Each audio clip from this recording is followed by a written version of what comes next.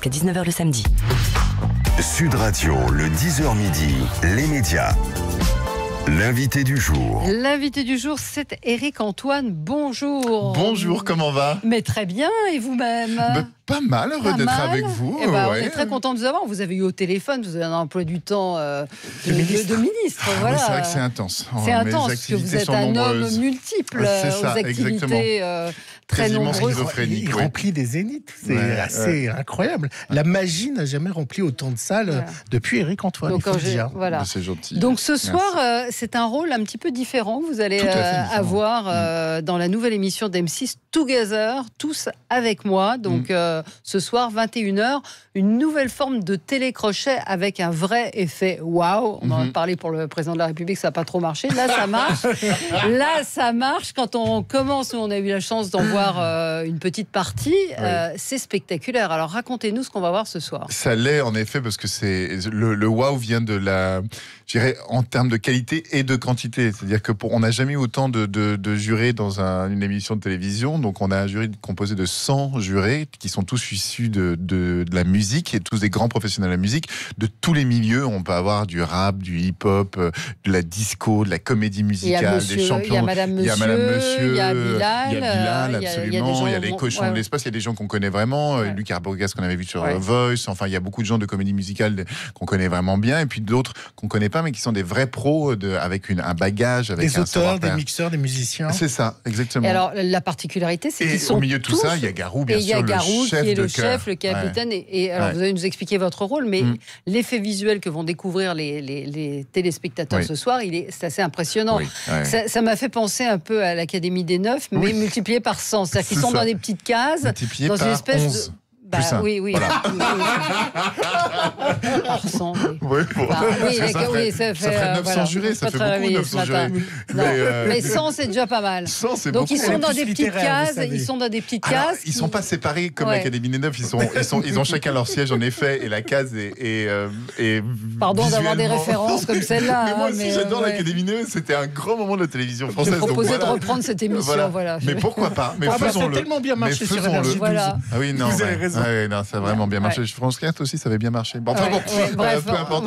Bref, celle-là va bien marcher, on espère. En touche du bois. Oui, il y a en effet physiquement des limites entre chacun, puisqu'ils ont chacun leur petite case de couleur derrière eux, mais ils sont en contact les uns avec les autres et se parlent continuellement les uns aux autres et commentent l'avant, l'après, le pendant des chansons, etc. Et voilà, en fait, quand un chanteur les convainc, il se lève et il chante avec. Vous voulez un exemple, Valérie ? Vous voulez un candidat qu'on va entendre ce soir ? Allez. Un candidat.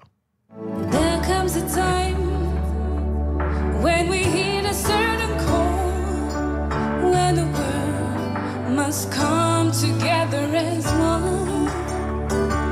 There are people dying. Vous voulez qu'on fasse là, moi j'ai tout de suite envie de sortir les briquets. Je vois les têtes de toutes les stars américaines dès que j'entends cette chanson. Voilà, chanter avec elle. Non, parce que là, il y a un souci d'audimat. Si tu veux, que je vous pourrisse votre radio. Mais alors, qui sont les candidats ? Parce que la question que je me suis posée, c'est est-ce qu'il en reste encore ? Est-ce qu'on n'est pas consanguin entre The Voice, Incroyable Talent, alors, etc. Alors, il n'y a aucun autre candidat d'autres télécrochets. D'accord. Mais il y a des jurés qui viennent d'autres télécrochets.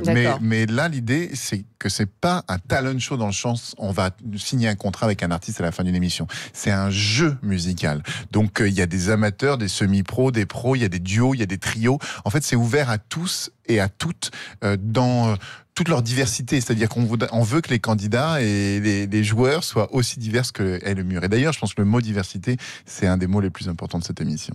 Et il y a 50 000 € à gagner. Et oui, quand même, il y a quand même un truc à gagner, parce que le jeu, ça va, mais il y a un petit peu d'argent quand même. Oui. Alors donc quand même, la règle du jeu, je l'explique. C'est-à-dire que le candidat vient, le joueur, en face de ce mur de 100 pros, et plus il va faire lever de ses jurys pendant sa chanson, plus il aura 2 points, chaque jury en valant 1 point. Et les 100 peuvent se lever ?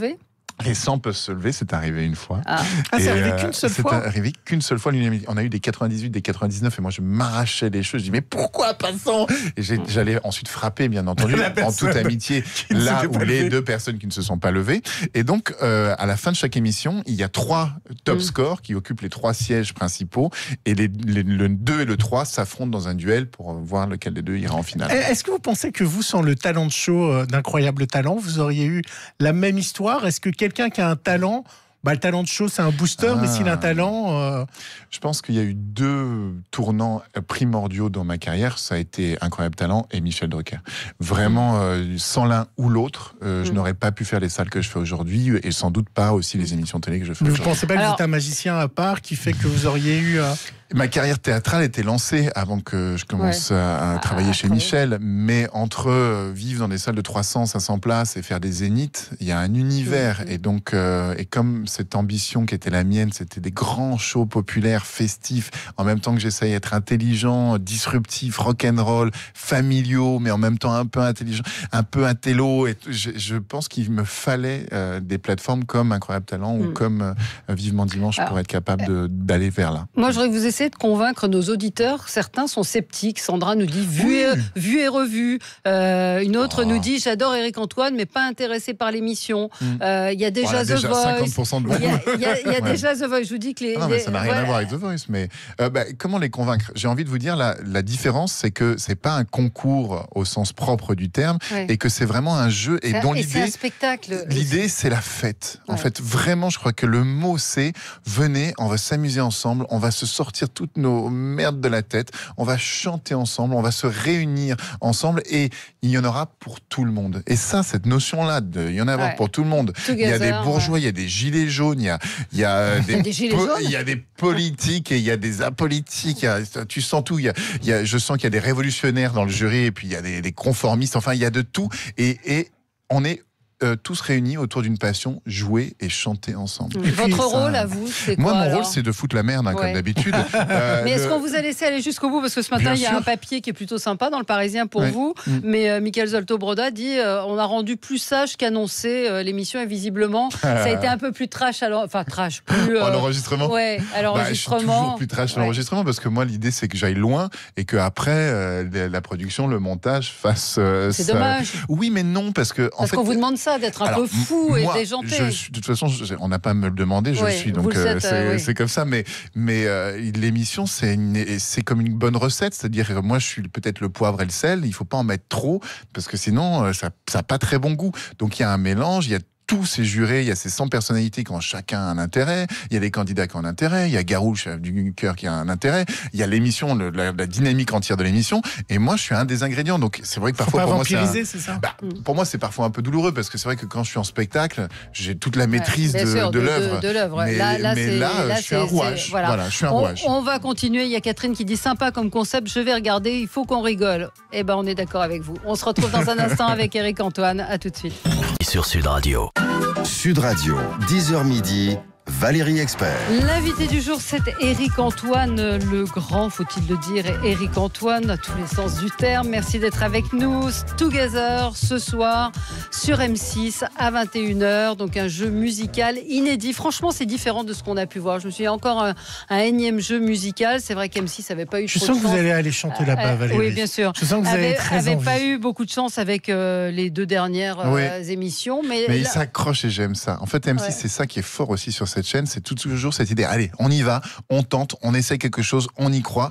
Et là, de nouveau, alors, il faut dire aussi la vérité, c'est que le programme a cartonné en Angleterre sur la BBC One, avait battu Danse avec les stars, que TF1 le voulait aussi. J'ai lu ce matin dans le Parisien que pour avoir le jeu. Le jeu. Enfin, M6 l'a gagné. Et donc, c'est quand même des indicateurs intéressants. Et puis, je te dis, moi, vraiment, quand j'ai vu l'émission anglaise, je me suis dit, mais quelle fête, c'est ça que c'est joyeux. En fait, les Anglais, ils ont un truc que j'adore quand même, c'est deux choses, c'est l'absurde et le fait que tu peux être en violet, en rouge et en jaune en même temps et que tout le monde s'en fout. Exactement. La liberté plus l'absurde, ça fait un mix, c'est une jolie recette. Vous voulez un petit extrait? Allez, on va réécouter un talent. Bonsoir à tous. Je m'appelle Thomas. Bonsoir Thomas. Si je suis ici devant vous ce soir, c'est pour une seule et unique raison. C'est pour essayer de rendre fier celui qui m'a donné le goût à la musique. C'est mon grand-père et j'espère qu'il me regarde de là où il est. Birds flying high, you know how I feel. Sun in the sky, you know how I feel. Breeze drifting on by. Pronostic. 98. It's a new dawn, it's a new day, it's a new love. It's a new dawn, it's a new day. It's a new love for me. Yeah. C'est un peu un ovni, lui, non? Ouais. And I'm feeling great. Et ouais, alors ce que vous entendez, Valérie, c'est les jurys, parce que les 100 personnes sont sonorisées. Les jurés, et donc, enfin, ceux qui vont l'accompagner, parce qu'il n'y a pas vraiment de jugement, mais qui vont décider de se lever ou pas. Et donc, on entend aussi, et ça fait partie du show, toutes les réactions des gens. Ah, c'est super. Et quand on entend Garou dire 98, c'est quoi? C'est un pronostic qu'il fait en se disant il y a 98 des d'entre jurés nous qui vont se lever pour cette chanson. Et il a eu tort. Est-ce que vous auriez pu inverser vos rôles? Non, parce que je suis pas un professionnel de la musique. Et autant je suis un passionné de musique, mais Garou, il a quand même un bel organe. Oui. D'ailleurs, la première chose que je lui ai demandé quand j'ai entendu cette voix, je me suis dit, mais quand même, en termes de testostérone, ça doit être énorme. Mais bon, alors, ceci étant dit, pardon, je suis complètement... il a laissé sa légende vivre. Voilà, le mystère. Moi, j'écoute tout, mais c'est vrai que je suis très sensible au jazz, très sensible aussi au blues. Au rhythm and blues. Après, j'aime bien la pop. J'écoute de la pop aussi sans aucun souci. En fait, j'aime les musiques qui... J'aime quand il y a une qualité, j'aime la surprise en fait, j'aime la rupture de rythme. Je suis plus un homme de rupture de rythme et de contraste que de nuances, je pense que tout le monde l'aura remarqué. Et j'aime ça. Et puis j'aime les gens qui mouillent la chemise, c'est-à-dire que j'aime les gens qui te font pleurer. J'aime Brel, j'ai un amour inconditionnel pour Brel, mais pour Nina Simone aussi. Donc il y a comme ça des gens qui sont très importants. Donc c'est une émission qui tout de suite vous a parlé, au-delà du succès, du carton que ça fait dans plusieurs pays d'Europe. En fait, ça m'a parlé pour une raison particulière, c'est que le rôle de l'animateur n'est pas un rôle d'animateur. C'était un rôle d'improvisateur, d'humoriste, allez, on se balade là, on va voir qui on veut, on pose des questions, on les vanne, on les défonce, on se met du côté du candidat. Et le côté mécanique du jeu, qui est aussi la partie de l'animateur, je le fais, mais c'est vraiment pas la partie principale du travail. Et c'est ça qui m'a plu. Et celui de Garou, c'est quoi? Lui, quel est son rôle? Lui, d'être au centre de ce chœur et d'avoir un peu la voix de tous, c'est-à-dire d'être capable à un moment de synthétiser le sentiment général du chœur et puis d'y amener son avis perso aussi et sa singularité. Vous avez un chouchou pour nous dire que son prénom? Comme ça, les gens vont repérer. Dans le mur? Bilal. Il n'était pas connu, c'est incroyable. Hein. Non, c'était juste avant sa participation à l'Eurovision. D'ailleurs, la légende veut qu'il ait rencontré Madame Monsieur dans le mur et qu'ils se soient mis à travailler ensemble. Et il était juste avant sa transformation où il est passé. Alors, il y avait déjà tout en lui, il y avait déjà toute sa sensibilité là, mais il était juste avant sa transformation et c'était vachement intéressant. Parce qu'il y a des coucheries, des rencontres dans le mur. C'est un moyen, oui, 100 personnes. C'est comme, je dirais, comme un cours de théâtre. Un cours de théâtre, on est tous ensemble. En fait, les cours de théâtre ne sont pas vraiment des cours, c'est les clubs de rencontres. Les émissions de télé comme ça, 100 personnes qui font de la musique ensemble et qui chantent ensemble. Si chanter, c'est pas déjà le prémisse à l'orgasme, alors là, on est... Pardon, ça part complètement. Je vois que mon attaché de presse est parti. Bonjour. Non, il est là. Il était caché. Est-ce qu'il n'y a pas quand même surdose d'émissions musicales? Oui, je pense que il y en a beaucoup quand même. Il y en a beaucoup, mais en même temps... Avec un peu toujours le même type de voix. Alors peut-être qu'on va découvrir d'autres voix. J'ai l'impression que ça se rapproche pas plus de l'émission de Nagui que de Voice, par exemple, cette émission-là. C'est-à-dire que je dirais que c'est plus, on n'oublie pas les paroles, avec le côté, genre, on est ensemble, ça peut être n'importe qui va chanter, on fait la fête, on s'amuse, on est là pour s'éclater, en même temps pour jouer et pour tenter de gagner, et en même temps avec les moyens d'un prime Voice. Donc c'est ça qui est génial, c'est-à-dire que c'est la teuf entre potes avec genre dans la meilleure soirée de ta vie. C'est vrai qu'ils viennent plus pour s'amuser que pour faire un disque. Mickaël demande qui sera dans le jury. Alors on a évoqué les noms connus, mais après ce sont des professionnels. Il y a beaucoup. Il y a par exemple Gwendal que j'aime beaucoup, qu'on a entendu dans Résiste. Gwendal Marimotou. Voilà, il y a les Cochons de l'espace qui sont un groupe de rock mythique pour nous. Vous connaissez pas les Cochons de l'espace? C'est du mythique absolu. C'est eux qui ont créé le Réservoir à Paris, qui est une salle aussi mythique de soirée rock and roll. Il y a Morian de Madame Arthur, il y a Claudette Walker, il y a Helmut Fritz de Ça m'énerve. Il y a beaucoup que vous avez croisés, entreaperçus, et puis beaucoup qui sont des grands pros. On entendait tout à l'heure Pierre-Yves qui dirige l'ICOM, qui est une grande école de comédie. Pierre-Yves Duchesne. Voilà, comédie musicale. Il y a des gens, enfin, de tout. Vous avez vu la culture, non? Voilà. Oui, c'est vrai. C'est incroyable. C'est vrai que Gilles, tu m'impressionnes. Pas mal. Ouais. Et les projets, c'est quoi après pour vous? Alors là, moi, je suis en train d'écrire un nouveau spectacle que je coécris avec mon ami Jérémy Ferrari et qu'on commencera donc au mois de novembre 2020 au Folies Bergères. On travaille sur la prochaine saison d'Incroyable Talent. Je travaille sur une prochaine saison d'une émission qui s'appelle Tous les vœux sont permis, que j'ai déjà faite 2 fois. Ouais, on je en a réalise parlé les ici. vœux, les vœux des gens, absolument. Les vœux des gens par le biais de la magie. Et puis de nouvelles émissions. Et puis j'ai mon théâtre aussi à Aix-en-Provence où j'habite, que je dirige. Et puis On va en parler, vous êtes sur Sud Batz, Radio.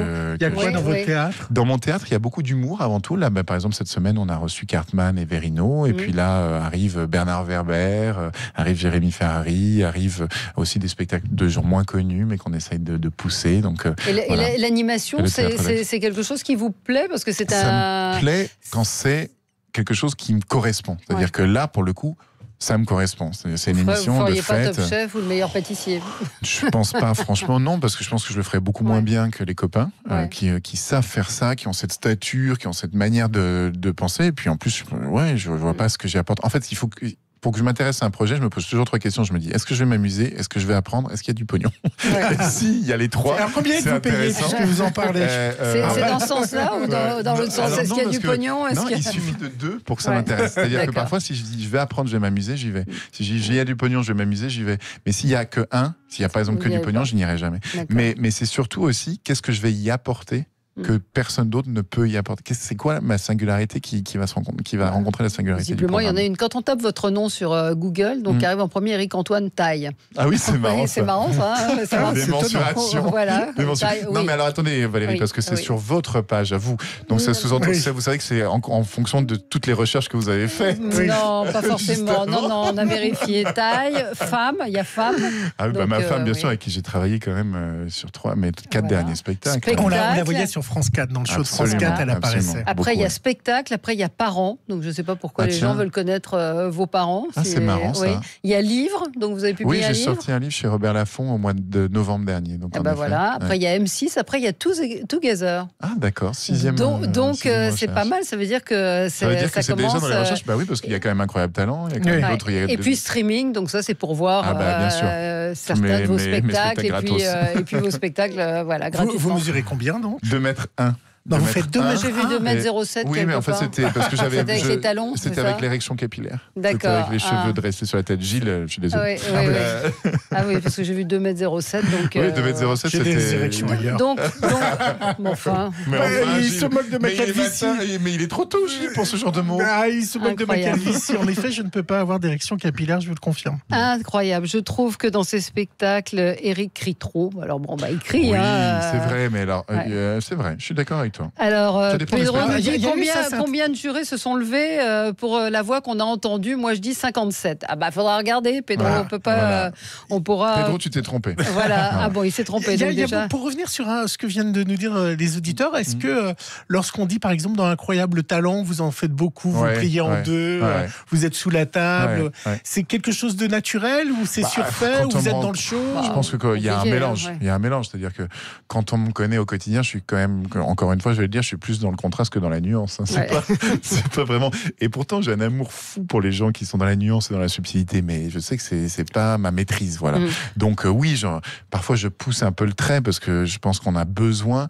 En fait, ce qui me rend triste, c'est les gens qui en font pas assez. Voilà. Et donc, faut être un peu dans le délire. Non, mais c'est ça. En fait, il y a un manque de liberté. Miss Lout, elle nous dit, il fait le fou et je l'adore. Et elle va même regarder alors qu'elle avait dit qu'elle vous aimait, qu'elle regarderait pas, donc elle va regarder. Donc on a déjà gagné un auditeur, un téléspectateur ce soir. De toute façon, il faut essayer dans la vie. Mais alors, il y en aura plusieurs, des émissions comme celle-là? Il y en aura plusieurs. Je ne peux pas te dire le nombre. Le nombre. Et quand est-ce qu'on va revoir Tous les vœux sont permis? Alors, Tous les vœux sont permis en fin d'année, normalement. En fin d'année, normalement. On répond en direct. Donc, il y aura. L'année prochaine, je serai remplacé par Facebook, je crois. Voilà. C'est vrai? Oui, puisque je pose des questions. Tu sais que tous les auditeurs n'ont pas forcément ton talent. Voilà, Gilles, exprime ton talent. Non, moi je voulais juste une dernière réaction sur la fin de Patrick Sébastien, qui était le seul endroit où on pouvait voir des magiciens. C'est marrant, on vient de me poser la question sur Inter, un instant. Voilà. Écoutez, ça veut dire que sur Sud Radio... Je pense que c'est une émission qui est essentielle et qu'il le faut, cette émission, dans le paysage. Et je pense qu'en plus, c'est le rôle du service public que d'avoir une émission de cabaret, de music-hall et de montrer ces artistes-là. Et je pense qu'ils vont le faire et qu'ils vont revenir avec quelqu'un d'autre sans doute. Ouais. Voilà. Ça vous intéresserait, vous, de faire une émission comme celle-là? Moi, bien sûr, ça m'intéresserait de faire une émission comme celle-là. Mais les magiciens n'ont pas je beaucoup de suis visibilité. Vous êtes heureux d'y être. Vous êtes sollicité? Il y a un petit mercato. Bien sûr, oui. On l'a vu chez Hanouna où il disait que vous aviez été contacté par TF1. Oui, j'avais été contacté, mais en plus, par France Télévisions, très exactement, et en plus qui est ma maison de base, puisque j'ai quand même passé 7 ans chez Michel Drucker. Donc c'est une maison que j'aime beaucoup. Je trouve qu'ils ont... En plus, je trouve qu'ils font des choix magnifiques dernièrement, mais c'est vrai qu'M6, après, c'est une famille. C'est-à-dire que c'est ça qui est très fort entre France Télévisions et M6, c'est que France Télévisions, c'est un État. Et donc, avec une direction changeante, c'est politique, il faut travailler politiquement. Et M6, c'est une société avec 2 têtes. Et tu les connais. S'ils te disent non, c'est non. S'ils te disent oui, c'est oui. Et c'est quand même, en termes de travail, ça facilite les choses. Spectacle, on peut vous voir bientôt Spectacle, je serai au mois de novembre au Folies du Berger, on n'a pas encore ouvert, on est en train d'écrire le spectacle. Voilà, au mois de novembre 2020. Écrit par Jérémy Ferrari. Et coécrit, Mickaël demande que pensez-vous de diversion? Écoute, je trouve que ça fait du bien la magie, je trouve que c'est joyeux. En fait, je trouve que je ne sais pas ce que c'est. Alors, Diversion, c'est une émission d'Arthur qui est sur TF1. Il y a tous les magiciens avec un panel de magiciens. Et je trouve qu'il y a de grands talents magiques dans cette émission. C'est de la grande magie. Je suis ravi qu'Arthur les soutienne. Il a un vrai amour pour la magie. Donc, moi, je suis heureux de cette émission. Après, c'est pas ma cam complètement. Moi, je suis plus dans un truc un peu plus disruptif et plus rock'n'roll. Mais j'aime bien cette émission. En tout cas, vous avez des fans, je peux vous le dire. Il est décalé, ça change. Il est tout foufou, je l'adore. Je regarderai juste pour savoir si j'ai raison. Donc, voilà. Et ben, écoutez, on vous souhaite bonne chance pour ce soir. Donc, Eric Antoine, Together, 21h sur M6. Et il y a un vrai effet waouh quand l'émission commence. Vraiment, ce mur de jurés est assez impressionnant. Ça a de la gueule et les talents. Et vous faites ça très bien avec Garou. Merci, l'animation. Merci à vous. Merci à vous. On se retrouve, nous, dans quelques instants avec Laurent Deutsch. Laissez-vous guider au cœur de la Révolution française. Extra. Merci.